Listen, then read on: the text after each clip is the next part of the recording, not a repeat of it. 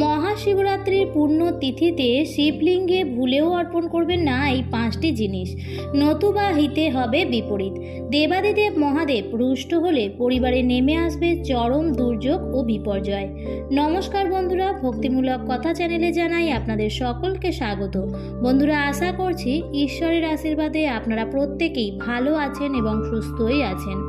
আজকে আমি একটি অত্যন্ত গুরুত্বপূর্ণ এবং প্রাসঙ্গিক বিষয় নিয়ে আলোচনা করব। আর হাতে গোনা কয়েকদিন বাকি, সামনেই আসতে চলেছে মহাশিবরাত্রি।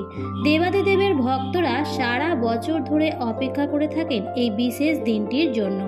এই দিন সারা দিন উপবাস রেখে প্রহরে প্রহরে পুজো করে রাত্রি জাগরণ করে দেবাদিদেব মহাদেবের আরাধনা করলে বাবা অবশ্যই তার ভক্তদের ডাকে সাড়া দেন এবং তাদের মনস্কামনাও পূর্ণ করেন। শিবরাত্রির নিয়ম অনুযায়ী নির্জলা উপবাস রাখাই উচিত। তবে যারা নির্জলা উপবাস রাখতে পারেন না তারা সামান্য ফলাহার বা একবার দুধ সাবু খেয়েও শিবরাত্রির উপবাস করে থাকেন। তবে যেভাবেই আপনারা শিবরাত্রির উপবাস করুন না কেন, শিবরাত্রির দিন শিবলিঙ্গে এই ভুলেও 5টি জিনিস অর্পণ করবেন না। প্রত্যেকেই শিবরাত্রির ব্রত নিজের মতন করে থাকলেও কিছু কিছু জিনিস কিন্তু নিয়মবিধি অনুসারেই পালন করা উচিত।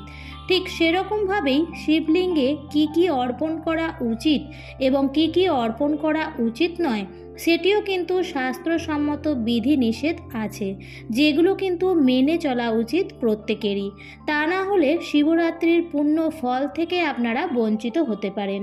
তাই আমার সকল বন্ধুদের অনুরোধ করব যে আজকের ভিডিওটি কিন্তু সম্পূর্ণরূপে দেখবেন এবং দেখার পর যদি ভালো লাগে তাহলে অবশ্যই কিন্তু একটি লাইক করবেন এবং কমেন্টসে লিখবেন হর হর মহাদেব, এবং অবশ্যই ভিডিওটি শেয়ার করবেন আপনাদের নিকট আত্মীয় স্বজন এবং বন্ধু বান্ধবদের সাথে।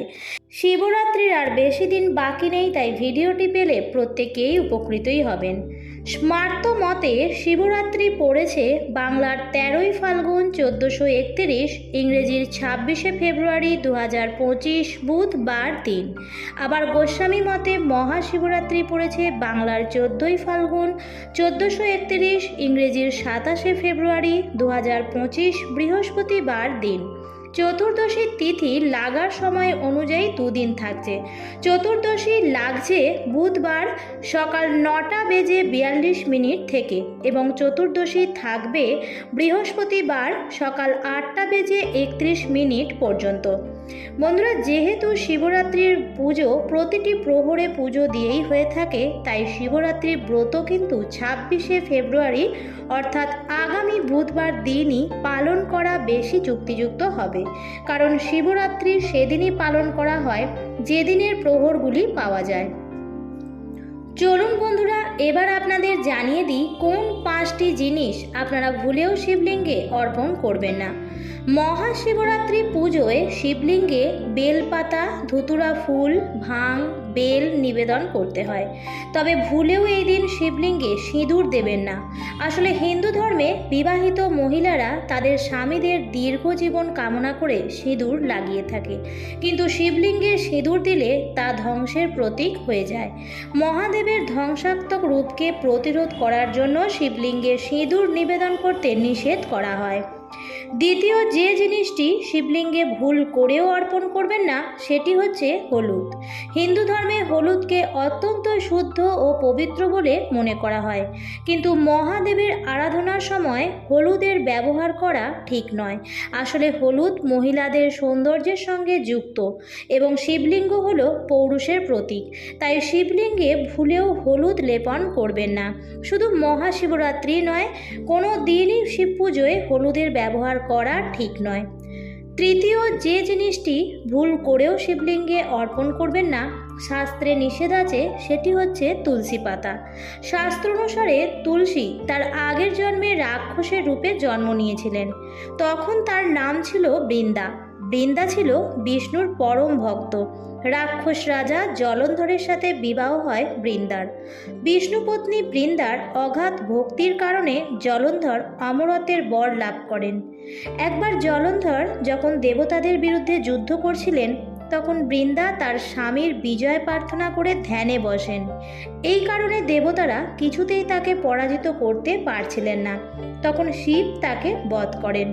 স্বামীর মৃত্যুতে শোকাহত হয়ে মহাদেবের উপর রুষ্ট হয়ে বৃন্দা বলেন যে শিবের পুজোয় কখনো তুলসীর ব্যবহার করা যাবে না, তাই ভুলেও শিবলিঙ্গে তুলসীর পত্র নিবেদন করে বসবেন না।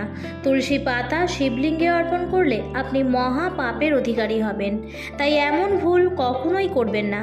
আমি অনেককেই দেখেছি যে বাজার থেকে ফুল কিনে নিয়ে আসেন এবং সেই ফুল না বেছে সব কিছু শিবলিঙ্গে অর্পণ করে দেয়, কিন্তু সেই ফুলের সঙ্গে অনেক সময় তুলসী পাতাও মেশানো থাকে। তাই অবশ্যই এই জিনিসটি আপনারা বিশেষভাবে খেয়াল রাখবেন। আমরা প্রত্যেকেই জানি যে শিব পুজোর প্রথম কাজ হলো শিবলিঙ্গ অভিষেক করা। অনেকে গঙ্গার জল দিয়ে অভিষেক করেন, আবার অনেকে জল দিয়ে, আবার অনেকে পঞ্চামৃত দিয়ে শিবলিঙ্গ অভিষেক করে থাকেন। তবে শিবলিঙ্গে জল অর্পণ করার সময় বা পঞ্চামৃত অর্পণ করার সময় খেয়াল রাখবেন কখনো জল শঙ্খ বা পানি শঙ্খের জল শিবলিঙ্গে নিবেদন করবেন না। অন্য সব দেবী দেবতার পুজোয় শঙ্খের ব্যবহার করা হলেও শিব পুজোয় শঙ্খের ব্যবহার করা যায় না। শিবপুরাণ অনুসারে রাক্ষস শঙ্খচূড়কে বধ করেছিলেন মহাদেব, সেই কারণে শঙ্খের জল শিবলিঙ্গে নিবেদন করা যায় না। এমনকি ঠাকুরের স্থানে একই সঙ্গে পাশাপাশি শিবলিঙ্গ বা জলশঙ্খ রাখতে পারবেন না। সর্বদা জলশঙ্খের স্থান হবে শিবলিঙ্গের নিচে। শিবলিঙ্গে অবশ্যই যেটি লাগে সেটি হলো বেলপাতা, কিন্তু অনেকেই যেটি জানেন না সেটি হলো নিখুঁত বেলপাতা শিবলিঙ্গে নিবেদন করতে হয়। কখনোই এমন বেলপাতা শিবলিঙ্গে অর্পণ করবেন না যেটি ছেঁড়া বা ফাটা অথবা একটি পাতা নেই এরকম পাতা শিবলিঙ্গে অর্পণ করবেন না। নিখুঁত 3টি পাতাযুক্ত বেলপাতা শিবলিঙ্গে যদি 3টি বা একটি অর্পণ করেন তাহলেও দেবাদিদেব মহাদেব সন্তুষ্ট হবেন, তবে কখনোই কোনো ক্ষত জিনিস শিবলিঙ্গে অর্পণ করবেন না। আমরা এটাও জানি যে শিবলিঙ্গে অক্ষত আতপ চাল অর্পণ করতে হয়। চাল অর্পণ করলে মনস্কামনাও পূর্ণ হয়, কিন্তু তার সাথে সাথে খেয়াল রাখবেন চাল অর্পণ করার আগে সেই চালটি আগে ভালোভাবে বেছে নেবেন। কোনো ভাঙা চাল কিন্তু শিবলিঙ্গে অর্পণ করবেন না। ভাঙা চাল যে কোনো কাজের জন্যই অশুভ, তাই শিবলিঙ্গে পুরো চালের দানা অর্পণ করুন, এতে ভগবান অত্যন্ত প্রসন্ন হবেন। পঞ্চমত হলো নারকেলের জল। পৌরাণিক এক মান্যতা অনুসারে শিবলিঙ্গে কখনোই নারকেলের জল অর্পণ করা উচিত নয়। চতুর্থ হলো কেতকী ফুল। পৌরাণিক কথা অনুসারে শিবলিঙ্গে কখনোই কেতকী ফুল অর্পণ করা উচিত নয়, কারণ এই কেতকী ফুল একবার ভগবান ব্রহ্মার মিথ্যা কথার সঙ্গ দিয়েছিল। এই কথা জানার পর ভগবান শিব ক্রোধিত হয়ে কেতকী ফুলকে অভিশাপ দিয়েছিল, তাই কখনোই কেতকী ফুল শিবলিঙ্গে অর্পণ করা উচিত নয়। আমরা প্রত্যেকেই জানি যে দেবাদিদেব মহাদেবের প্রিয় ফুল হলো আকন্দ ফুল, ধুতুরা ফুল ও নীলকণ্ঠ ফুল, কিন্তু কেতকী ফুল শুধু মহাশিবরাত্রির দিনই নয়, যে কোনো দিনই শিবলিঙ্গে অর্পণ করা উচিত নয়। যাই হোক বন্ধুরা, আমার আজকের ভিডিওটি এই পর্যন্তই। শিবরাত্রির সম্পর্কে আরও কিছু জানার থাকলে কমেন্টস বক্সে কমেন্ট করে জানাবেন, আমি চেষ্টা করব তার যথাযথ উত্তর দেওয়ার। ভিডিওটি ভালো লাগলে লাইক, কমেন্ট এবং শেয়ার করতে ভুলবেন না। আবারও দেখা হবে পরবর্তী নতুন ভিডিওতে। ভালো থাকবেন, সুস্থ থাকবেন, ধন্যবাদ।